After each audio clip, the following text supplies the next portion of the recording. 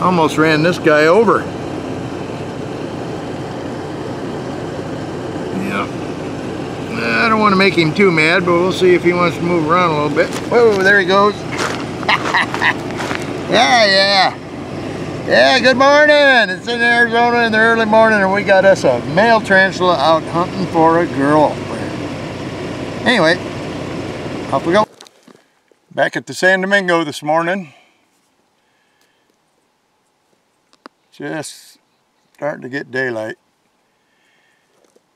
Got rained out of here yesterday in the same spot pretty much. On a club claim. Close to my house. Fairly close. I don't know, I guess within 6-7 miles. Something to do. It's supposed to be 106 today. So going way off into the boondocks is out of the question. Come on, fall. I know most of you folks back east don't like hearing me say that, but our fall and winter is just beautiful out here for hunting golds. And this time of year, folks, it's brutal. It's absolutely brutal sometimes, especially if we get a little moisture in the air for the monsoons coming through, which we have now. So I imagine today is going to be a little bit steamy. I'm going to try for a couple pieces of gold, and I'm going to say a couple today. Enthusiastic. And I'll show you some pictures of what I'm doing later. Right now I'm just kind of sitting here. I've watched a burro walk by. I've seen a couple tarantulas, male tarantulas. This time of year they're out looking for female tarantulas. And I saw one rattlesnake. Tried to get the camera out, but he didn't want to cooperate and just crawled across the road and went about his business. So anyway, I'm going to get to hunting here while it's still nice. And see you in a little bit. Well, I'm not having any trouble finding BBs so far. I thought I'd give you a look at what I'm hunting here. And it's typical San Domingo. You can see we got it's kind of a mudstone sedimentary rock, bedrock here, overlaid by basic metamorphic materials, quartz, all the stuff that carries the gold at San Domingo. And this is what we're working today. Something interesting too is plants can often be indicators. And what I mean by that is this is a trumpet plant right here. Okay, the trumpet plant has these bulbs on it right here. This is why it's called trumpet plant. And you'll see there's one there, one here, and on up the hill they go. And trumpet plants are real fond of highly mineralized soil with a lot of iron. They like iron. So oftentimes when you find an area that's got placer gold in Arizona, it can be associated with the trumpet plant. And if you look around this little wash down here, it's been washed. That's a tailings pile behind the bush there. More tailings along the wash edge. And it's been worked pretty hard. We're going up this little draw right here. Gonna monkey around with it. But sun's fixing to come up, so I'm gonna get right back at it. And I got the gnats tearing me up. Should have brought a face net or something. Things, they're bad. We only get bugs here every so often, but right after monsoon season, boy, they're only get to live for a couple weeks, so they're pretty aggressive little buggers. We call them no-see-ums because they're so small. I guess you got them all over the place, but yeah, they bite the heck out of your ears and any place else they can crawl into. Anyway, I'm gonna get back at hunting gold. Now, as I mentioned here, we're hunting right on the bedrock. All right, I mean, most places it's not any more than 2 inches deep. And I know there's small gold laying on here because I found it here before. And I get a lot of people asking me, when do you use discrimination, Bill, on the Gold Monster? All right, discrimination is this center button right here. And when you push that center button, it goes to shallow Iron Discriminate. Okay, well, in an area like this, where we have a lot of hot rocks, and I'm going to show you that right now, this can be an advantage to be able to hunt, where otherwise you'd go crazy trying to hunt. Okay, so we are right now set in deep, auto 1, and I got the volume up so you can hear it good. I'm going to ground balance. This is terrible ground. Every rock that is red or black seems to be a target here, hot rocks. Okay, so listen. Hot rock, so I'm forever kicking these out of the way to make sure it's not a target, rebalancing, and moving along very slowly. Another hot rock, kick it out of the way. That rock next to it's hot, get rebalanced. More hot rocks.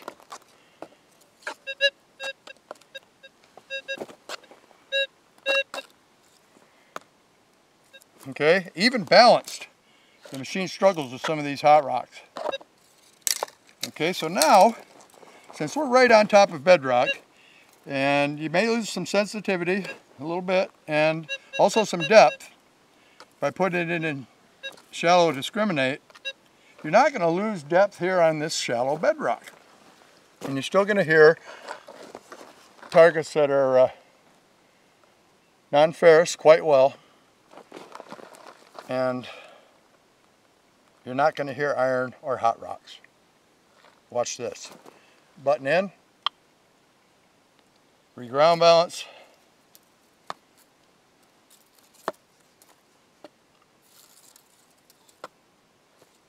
Okay, running silent now. Now I can still see on the upper graph when I go over a hot rock, because it'll still go to the left even though it's not giving me a signal I can hear. It is identifying them by letting me see that I'm going over a hot rock or an iron target. And I can still make a choice of whether to dig that or not, or look at it. But as you can see, I can just purr right along here and not hear any of those hot rocks right on top of this bedrock. Okay, the drawback to that, is going to be that you're going to miss some really tiny targets in some cases, and this thing will beep once or twice on some hot rocks before it identifies them and gets rid of them. But as you can see, I can move along very quietly here and cherry pick this area for non-ferrous targets.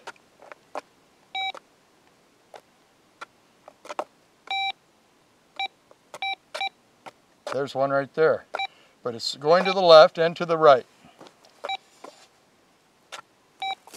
I'll move a little bit of stuff off the top. I know you can't see over there. And it was just a hot rock. And for some reason the machine thought I should take a better look at it. So I did. Okay, that one's all to the left. And I can actually see the hot rock. I know what they look like, for the most part. These are like the only times I will use this discrimination mode, or if I'm in a real trashy area, a lot of iron trash.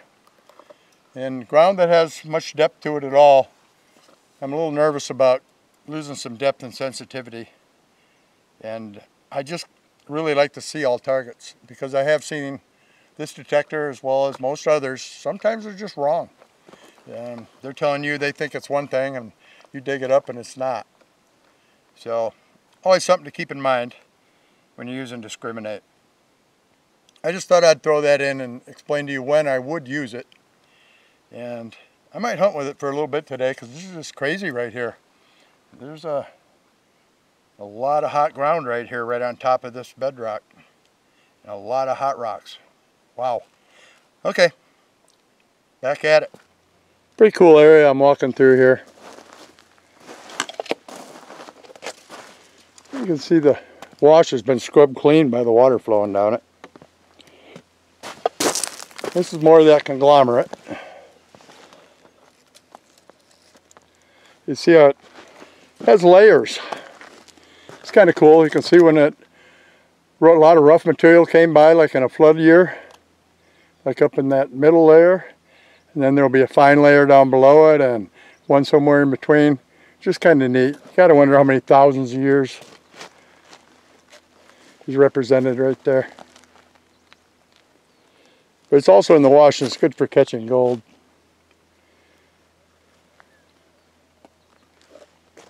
Tailings, of course, like along all the washes in here for the most part. I just thought I'd share some of this with you. Nice little waterfall here. Probably looks pretty neat when the wash is flowing. Alrighty, I better get back at it. It's starting to get hot. Well, when you're a tree in the Arizona desert, survival's tough. Look at the way that tree's holding on there. Pretty cool.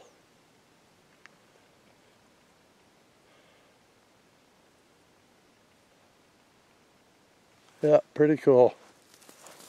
Well, not looking good for the home team. I think we're going to call it a day. Neat old tree. Despite all the work the old timers did, and as hard as our work today, going home skunked. But that's part of nugget shooting. It's part of nugget shooting. At least you got to see some of the Arizona desert today. And a few more tips on the gold monster. Remember, we talked about hunting to discriminate and why we would and wouldn't. And here again, you can see the bedrock showing through. This is very shallow. And not needing the depth and having so many hot rocks to slow me down, I tend to cherry pick these areas just a little bit. And I check out all those targets. Don't get me wrong, I move them. Make sure they are a hot rock, especially in these tailings piles where they threw it up. But as a rule, when you're using the discriminate, it's not wrong very often. That discriminate works pretty good. So, as much as I'd love to show you a whopper nugget today, folks, it's just not going to happen. I'm going to call it a day. So, until next time, nugget shooter out.